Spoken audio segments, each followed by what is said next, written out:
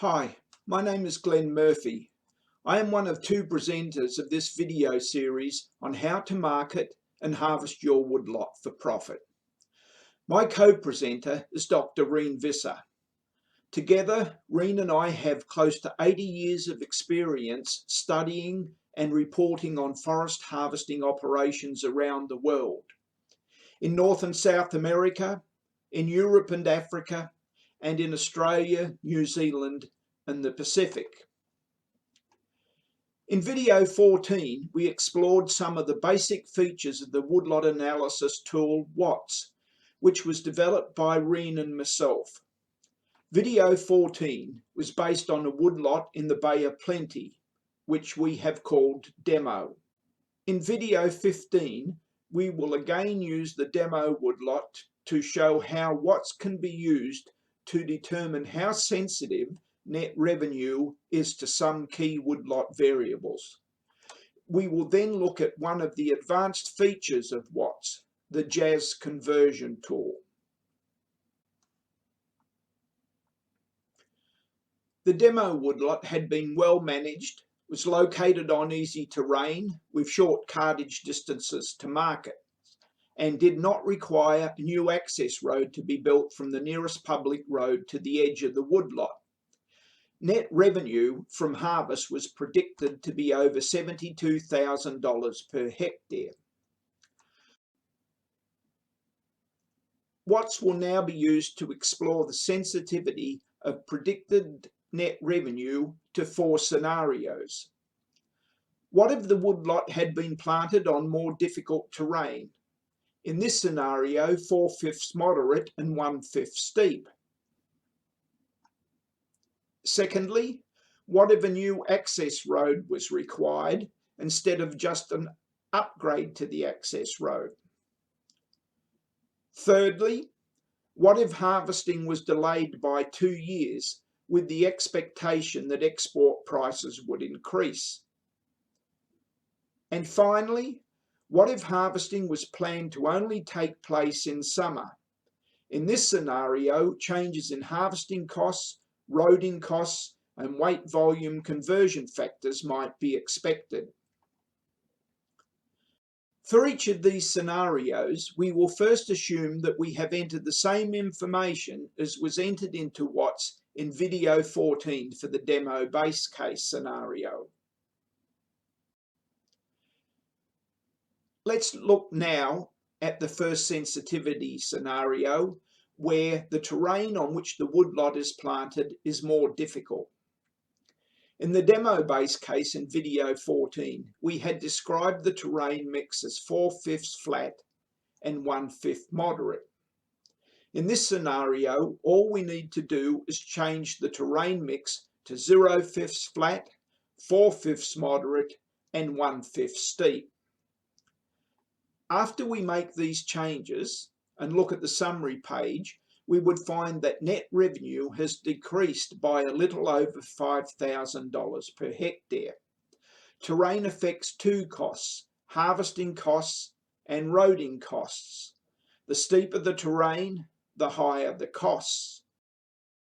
Let's move on to our second sensitivity scenario, where access to the edge of the woodlot requires construction of a new road. In the demo base case scenario in video 14, we had selected no. It was still assumed, however, that any access track to the woodlot edge would still require some upgrading to be able to handle logging trucks.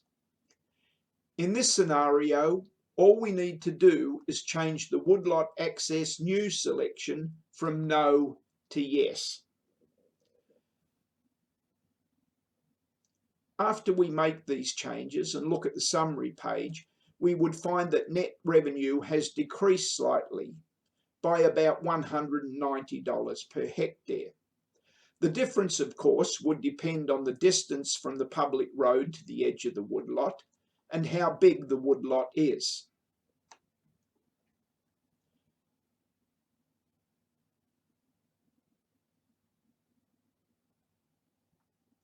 Our third sensitivity analysis scenario is a little more complex. In this scenario, we will look at the impact on net revenue as a result of delaying the harvest by 2 years, with the expectation that export prices would increase by 5%. During the delay, the trees would continue to grow. The annual growth increment was about 28 tonnes per year, so expected yields would increase. The grade yields in this table have been increased accordingly. The prices of export grade logs in the table have also been increased by 5%. In this scenario, the price of domestic grade pruned logs and pulp logs were not expected to increase, so these have been left unchanged. In this scenario, we need to change the yields and prices that we entered on the logs page to these new values.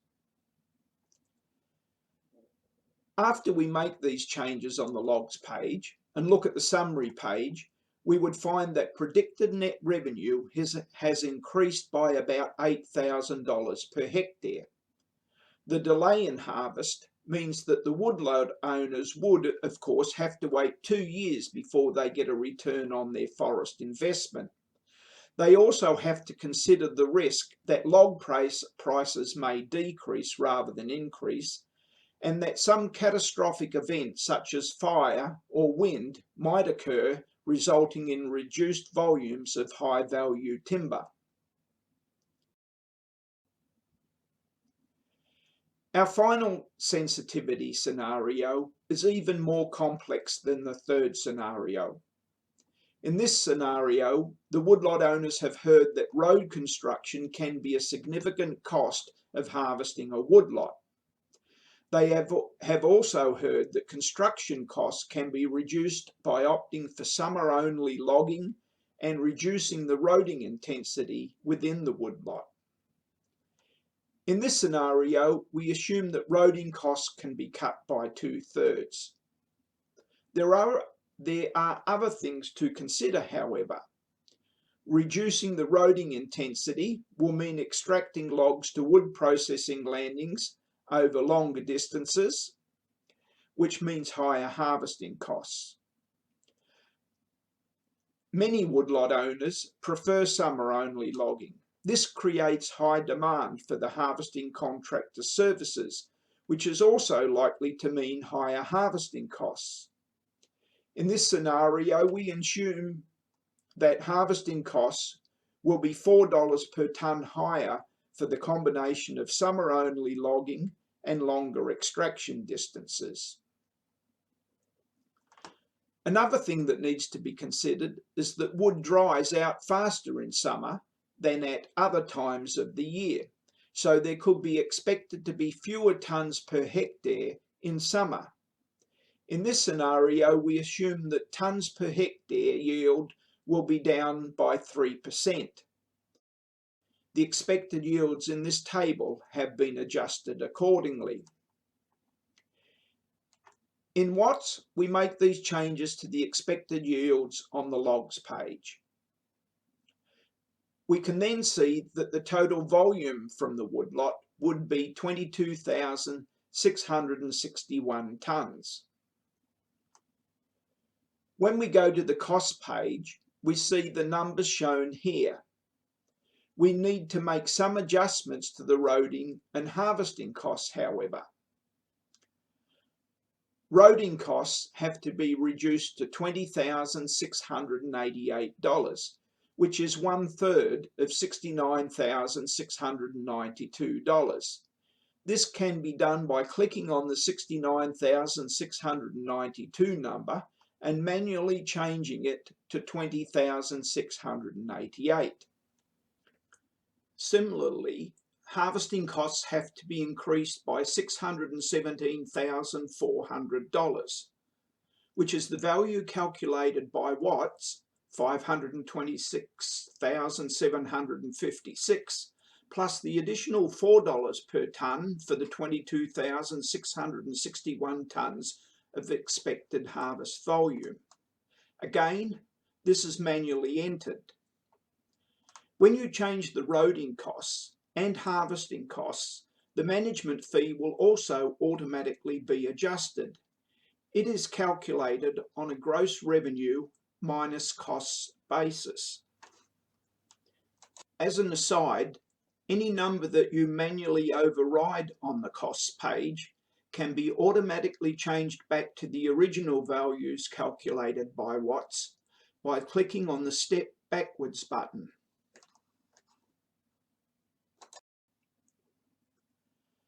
After we make these changes on the costs page and look at the summary page, we would find that predicted net revenue has decreased by close to $4,000 per hectare.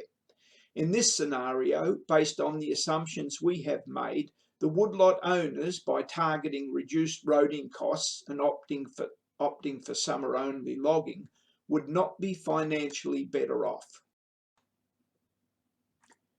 Let's briefly look now at the JAS conversion tool, which sits within WATS.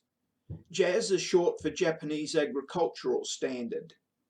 It is a procedure for measuring log volumes that is accepted in most international log markets where New Zealand log export grades are sold. Log prices for export grade logs are expressed in dollars per JAS cubic metre.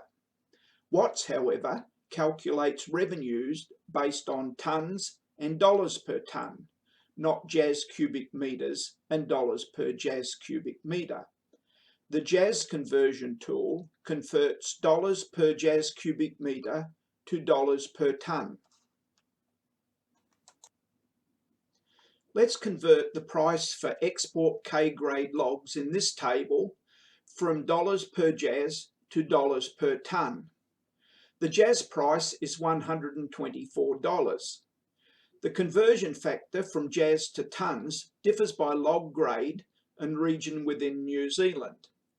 For this demonstration, let's assume that we are in the Nelson-Marlborough region. On the top bar of WATS, we click on the JAS conversion tool tab.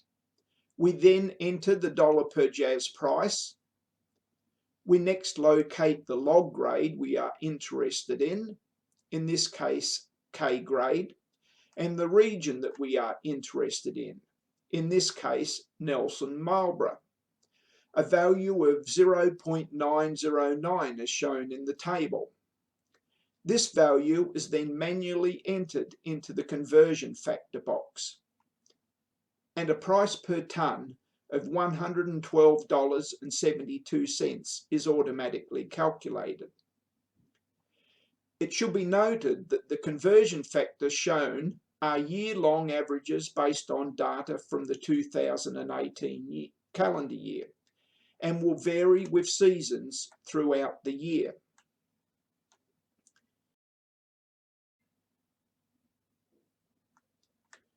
In this video, we have learnt how to use the Woodlot analysis tool to determine the sensitivity of net revenue to key woodlot variables.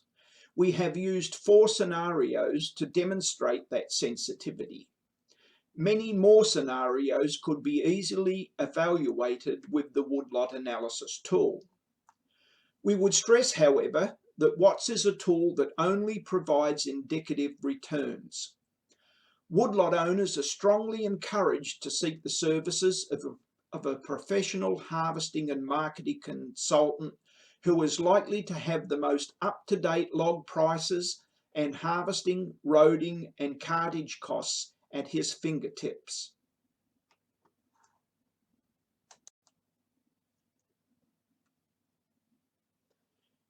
Thank you for watching video 15 on how to market and harvest your woodlot for profit.